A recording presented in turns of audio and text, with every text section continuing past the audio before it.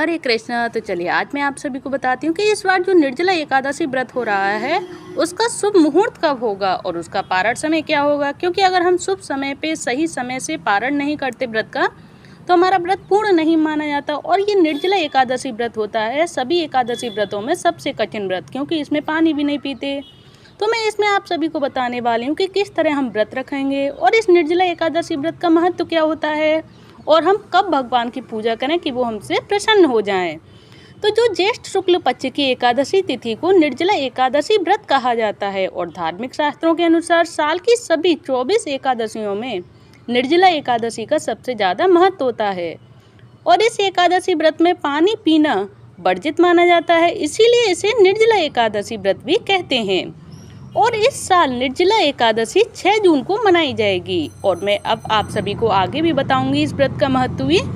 और इस व्रत को जो 6 जून को मनाई जाएगी और व्रत का पारण हम किस मुहूर्त में कौन से दिन करेंगे। तो अगर 6 जून को मनाई जाएगी निर्जला एकादशी व्रत तो ओबियसली 7 जून को ही व्रत का पारण होगा। वो किस समय होगा, कौन से शुभ मुहूर्त में होगा जो भगवान विष्णु जिससे हमसे प्रसन्न हो जाए। तो उन्हें प्रसन्न करने के लिए हमें क्या क्या और किस तरह से इस व्रत को हमें पूर्ण करना होगा। तो चलिए सारी जानकारी मैं आप सभी को इस व्रत की आप सभी को इस वीडियो में बताती हूँ। और अगर आप सभी को ये सारी जानकारी पसंद आ रही हो, अच्छी लग रही हो तो प्लीज़ कमेंट बॉक्स में जय श्री हरि अवश्य लिखें। तो चलिए शुरू करते हैं निर्जला एकादशी व्रत के महत्व के बारे में। तो जो हर साल कुल 24 एकादशियाँ पड़ती हैं, जिसमें से निर्जला एकादशी सबसे ज़्यादा महत्वपूर्ण मानी जाती है। और निर्जला एकादशी ज्येष्ठ मास में शुक्ल पक्ष की एकादशी तिथि को ही मनाई जाती है। और ऐसी मान्यताएं हैं कि इस दिन निर्जला उपवास का पुण्य साल की 24 एकादशियों के बराबर होता है। और इस व्रत में पानी पीना वर्जित होता है, इसीलिए इसे निर्जला एकादशी व्रत भी कहते हैं। और निर्जला एकादशी व्रत करने से धर्म, अर्थ, काम और मोक्ष की प्राप्ति भी होती है। और निर्जला एकादशी व्रत इस साल 6 जून शुक्रवार को रखा जाएगा और उसी तरह 6 जून को अगर व्रत रखा जाएगा तो 7 जून को व्रत का पारण होगा। तो अब मैं आप सभी को आगे बताऊंगी इस वीडियो में कि 6 जून को कौन सा शुभ मुहूर्त रहेगा भगवान विष्णु माँ लक्ष्मी की पूजा करने के लिए। और इसके बाद 7 जून को व्रत का पारण होगा, तो उस व्रत का पारण भी हमें कौन से समय कौन सी टाइम पे हमें करना है जिससे कि हमारा व्रत पूर्ण हो जाए। तो चलिए अब मैं आप सभी को बताती हूँ निर्जला एकादशी व्रत का शुभ मुहूर्त। तो हिंदू पंचांग के अनुसार एकादशी तिथि की शुरुआत होगी 6 जून को अर्धरात्रि में 2:15 पर और तिथि का समापन होगा 7 जून को सुबह 4:47 पर। तो उदया तिथि के अनुसार 6 जून को ही निर्जला एकादशी व्रत मनाया जाएगा। तो चलिए अब जान लेते हैं निर्जला एकादशी व्रत का पारण समय, क्योंकि शुभ मुहूर्त तो ये हो गया। तो अब इसके बाद आया व्रत का पारण समय। अब उसका भी शुभ मुहूर्त जान लेते हैं कि पारण समय हमें कब से कब तक रहने वाला है, जिसके बीच में हमें व्रत को खोलना है, यानी कि व्रत को पूर्ण करना है। तो चलिए जय श्री हरि कमेंट बॉक्स में लिखकर आगे हम बढ़ते हैं निर्जला एकादशी व्रत के शुभ पारण समय को जानने के लिए। जय श्री हरि अवश्य लिखें। तो इसका पारण समय रहने वाला है निर्जला एकादशी व्रत का 7 जून को दोपहर 1:44 से लेकर शाम 4:31 तक इसका पारण समय रहेगा। इसी बीच में हमें व्रत का पारण करना है, व्रत को खोलना है। 1:44 से लेकर शाम 4:31 तक इसका पारण समय रहने वाला है। तो अब जान लेते हैं निर्जला एकादशी व्रत की पूजन विधि कि हमें भगवान विष्णु की पूजा हमें किस विधि विधान के अनुसार करनी है। तो निर्जला एकादशी के दिन सुबह स्नान करके सूर्य देव को अर्घ्य दें सबसे पहले। इसके बाद पीले वस्त्र धारण करें और भगवान विष्णु की पूजा अर्चना करें और व्रत का संकल्प लें। भगवान विष्णु को पीले फूल, पंचामृत और तुलसी दल अर्पित करें, क्योंकि उन्हें ये चीज़ें बहुत ज़्यादा प्रिय हैं। और साथ ही भगवान विष्णु और माँ लक्ष्मी के मंत्रों का जाप अवश्य करें। और व्रत का संकल्प लेने के बाद अगले दिन सूर्योदय होने तक जल की एक बूंद भी ग्रहण ना करें। इसमें अन्न और फलाहार का भी त्याग कर देना चाहिए। और अगले दिन यानी द्वादशी तिथि को स्नान करके फिर श्री हरि की पूजा करने के बाद अन्न जल ग्रहण करें और व्रत का पारण करें। जो मैंने आप सभी को पारण समय बताया है उसी के अनुसार पारण समय में एक बार फिर से रिपीट कर देती हूँ। 1:44 से लेकर शाम 4:31 तक जो पारण समय है उसी समय पे हमें पारण करना है। तो चलिए अब जान लेते हैं निर्जला एकादशी व्रत का महत्व क्या होता है हमारे जीवन में और क्यों ये मनाई जाती है निर्जला एकादशी व्रत। तो निर्जला एकादशी व्रत पर बिना जल ग्रहण किए भगवान विष्णु की उपासना करने का विधान होता है और इस व्रत को करने से साल की सभी एकादशियों का फल भी मिल जाता है। और ऐसा कहा जाता है कि भीम ने एकमात्र इसी उपवास को रखा था, इसी एकादशी को, और फिर वो मूर्छित हो गए थे। इसी वजह से इसे भीमसेनी एकादशी भी कहा जाता है। तो चलिए, ये रही भीमसेनी एकादशी यानी कि निर्जला एकादशी व्रत हमें कब और किस तरह से और क्यों की जाती है ये। तो अब जान लेते हैं निर्जला एकादशी व्रत पर हमें कौन कौन से ऐसे उपाय करने हैं जिससे हम स्वस्थ रहें, संपन्न रहें और भगवान विष्णु की आराधना हम किस तरह करें। तो निर्जला एकादशी के दिन ज़रूरतमंद लोगों को दान भी करना चाहिए और दान करने से मनवांछित फल की प्राप्ति होती है और सभी पाप हमारे नष्ट हो जाते हैं। और इस दिन एक चकोर भोजपत्र पर केसर में गुलाब मिलाकर ओम नमो नारायण मंत्र 3 बार लिखें और अब एक आसन पर बैठकर विष्णु सहस्त्र नाम का पाठ करें और पाठ करने के बाद यह भोजपत्र अपने पर्स या पॉकेट में रख लें और धन दान की वृद्धि के साथ साथ रुका हुआ धन भी आप सभी को मिल जाएगा। तो ये भगवान विष्णु की कृपा से ही संभव हो सकता है। अगर हम उनकी मनोकामना अपनी पूर्ति हेतु उनका व्रत करते हैं, उनकी आराधना करते हैं, उनको अपने मन से याद करते हैं, तो वो हमारी हर प्रकार की, हर चीज़ की, हर विपत्ति हमारी दूर कर देते हैं और धन दान से पूर्ण हमें वृद्धि करते हैं। तो ये रही सारी निर्जला एकादशी व्रत के उपाय, महत्व और कब हमें एकादशी व्रत करना है। निर्जला एकादशी व्रत शुभ मुहूर्त कब होगा, पारण समय कब होगा, ये सारी जानकारी मैंने आप सभी को इस वीडियो में दे दी है। अगर आप सभी को ये सारी जानकारी अच्छी लगी हो तो प्लीज़ वीडियो को लाइक करके चैनल को सब्सक्राइब करना न भूलें। धन्यवाद। हरे कृष्ण कृष्ण कृष्ण हरे हरे, हरे राम राम राम हरे हरे, हरे कृष्णा हरि बोल। हरे कृष्णा। तो चलिए अब मैं आप सभी को सुनाती हूँ निर्जला एकादशी व्रत कथा, जिसे भीमसेनी एकादशी व्रत कथा भी कहते हैं और पांडव एकादशी व्रत कथा भी कहते हैं, जो निर्जला एकादशी व्रत के रूप में रखी जाती है। निर्जला का अर्थ होता है कि बिना पानी पिए इस व्रत को पूर्ण करना। इस व्रत में कुछ भी नहीं खाया पिया जाता और बिना पानी के इस व्रत को रखा जाता है और इसीलिए इस व्रत को बहुत कठिन बताया जाता है। तो इसीलिए इस कथा को अगर हम नहीं सुने, निर्जला एकादशी व्रत कथा, और इतना कठिन व्रत अगर हम रहते हैं तो ये व्रत भी हमारा पूर्ण नहीं माना जाता इस कथा को सुने बिना। इसीलिए मैं आप सभी के साथ शेयर कर रही हूँ ये निर्जला एकादशी व्रत कथा। आप एक दूसरे के साथ भी शेयर कर सकते हैं और कमेंट बॉक्स में हरे कृष्ण अवश्य लिखें अगर आप सभी को ये वीडियो और ये कथा पसंद आए तो चलिए शुरू करते हैं अब ज्येष्ठ मास के शुक्ल पक्ष की निर्जला एकादशी व्रत का कथा का महात्म्य। तो जैसे कि युधिष्ठिर ने कहा कि हे जनार्दन, अपरा एकादशी जो कि इस एकादशी से पहले आई थी, अपरा एकादशी, तो युधिष्ठिर जी ने कहते हैं कि हे जनार्दन, अपरा एकादशी का सारा महात्म्य मैंने सुन लिया। अब ज्येष्ठ मास के शुक्ल पक्ष में जो एकादशी हो उसका वर्णन कीजिए। तो श्री कृष्ण भगवान बोलते हैं कि हे राजन, इसका वर्णन परम धर्मात्मा सत्यवती नंदन व्यास जी करेंगे, क्योंकि ये संपूर्ण शास्त्रों के तत्वज्ञ और वेद वेदांगों के पारंगत विद्वान हैं। तब वेद व्यास जी कहने लगे कि दोनों ही पक्षों की एकादशियों को भोजन ना करें और द्वादशी को स्नान आदि से पवित्र हो फूलों से भगवान केशव की पूजा करके नित्य कर्म समाप्त होने के पश्चात पहले ब्राह्मणों को भोजन देके अंत में स्वयं भोजन करें।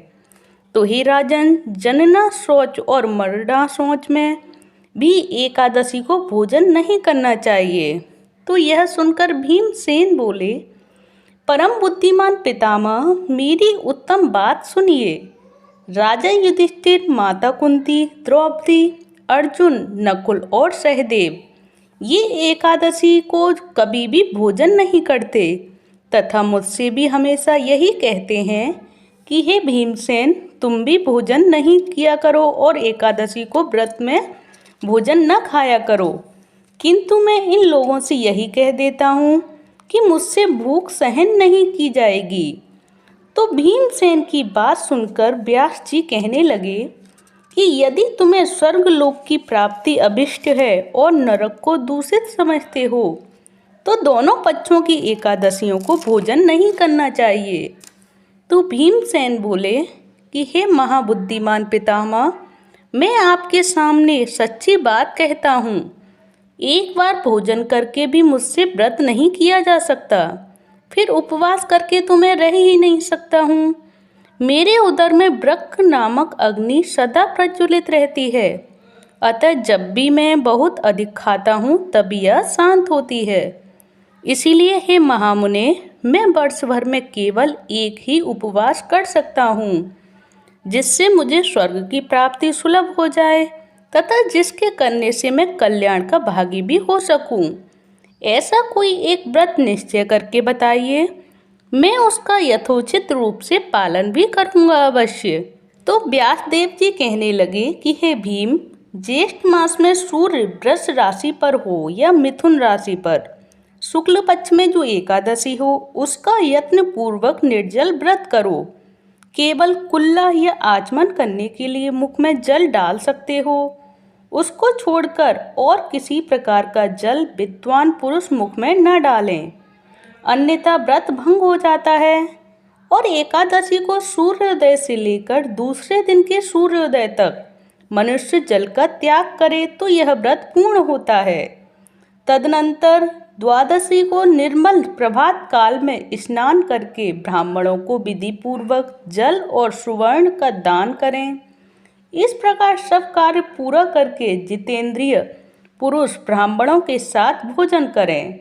और वर्ष भर में जितनी एकादशियां होती हैं, उन सब का फल निर्जला एकादशी के सेवन से मनुष्य प्राप्त कर लेता है, इसमें तनिक भी संदेह नहीं है। और शंख चक्र और गदा धारण करने वाले भगवान केशव ने मुझसे कहा था कि यदि मानव सबको छोड़कर एकमात्र मेरी शरण में आ जाए और एकादशी को निराहार रहे तो वह सब पापों से छूट जाता है।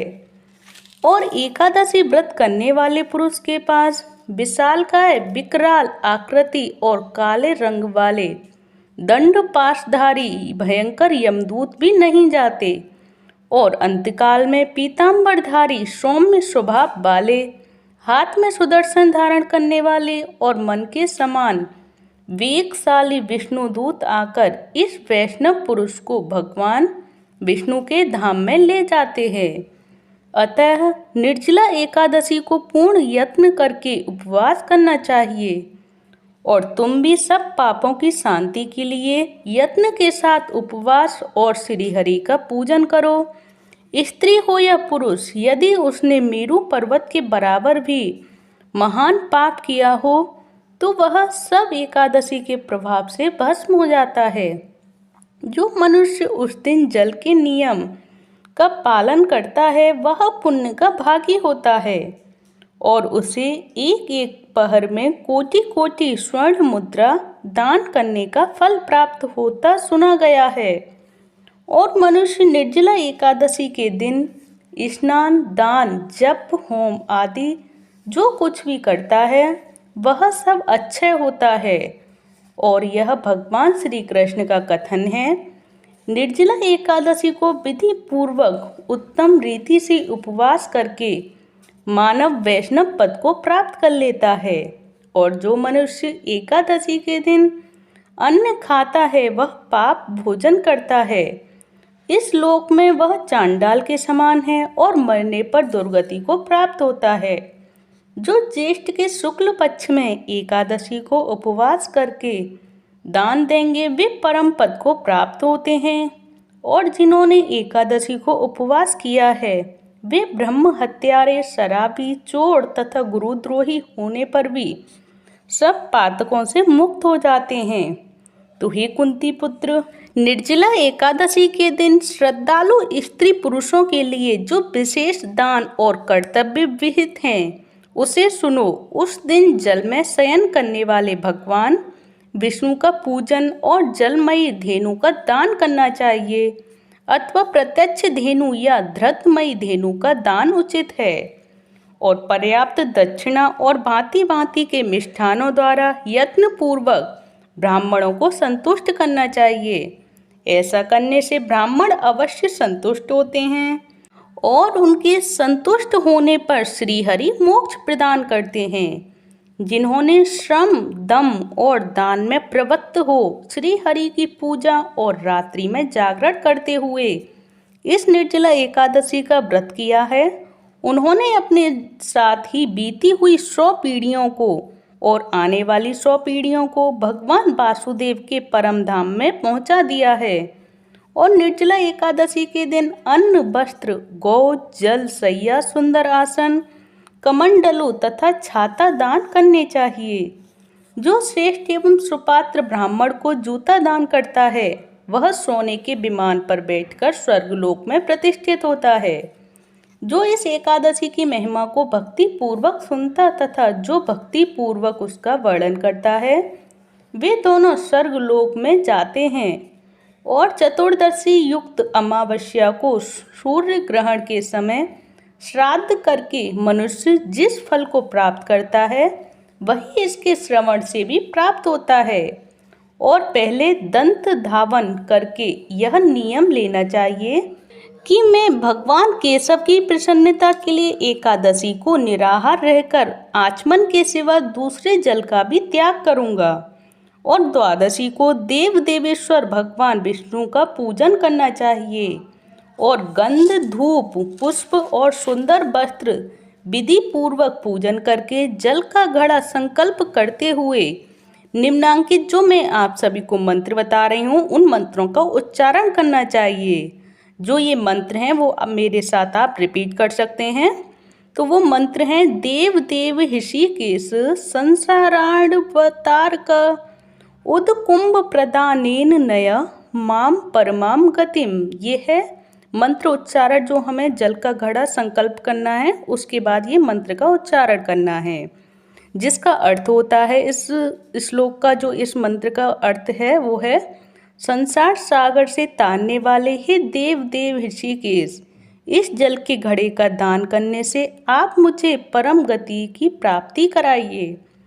तो हे भीमसेन, ज्येष्ठ मास में शुक्ल पक्ष की जो शुभ एकादशी होती है उसका निर्जल व्रत करना चाहिए तथा उस दिन ज्येष्ठ ब्राह्मणों को शक्कर के साथ जल के घड़े दान करने चाहिए। ऐसा करने से मनुष्य भगवान विष्णु के समीप पहुंचकर आनंद का अनुभव करता है। और तत्पश्चात द्वादशी को ब्राह्मण भोजन कराने के पश्चात स्वयं भोजन करना चाहिए। और जो इस प्रकार पूर्ण रूप से पाप नाशनी एकादशी व्रत करता है वह सभी पापों से मुक्त हो अनामय पद को प्राप्त होता है। तो यह सुनकर भीमसेन भी इस शुभ एकादशी का व्रत उन्होंने आरंभ कर दिया और तभी से यह लोक में पांडव द्वादशी के नाम से विख्यात हुई और इसीलिए इसे भीमसेन एकादशी का नाम भी मिला और तभी से इसे भीमसेन एकादशी भी कहा जाता है। तो ये रही भीमसेन एकादशी व्रत कथा यानी निर्जला एकादशी व्रत कथा और पांडव एकादशी व्रत कथा।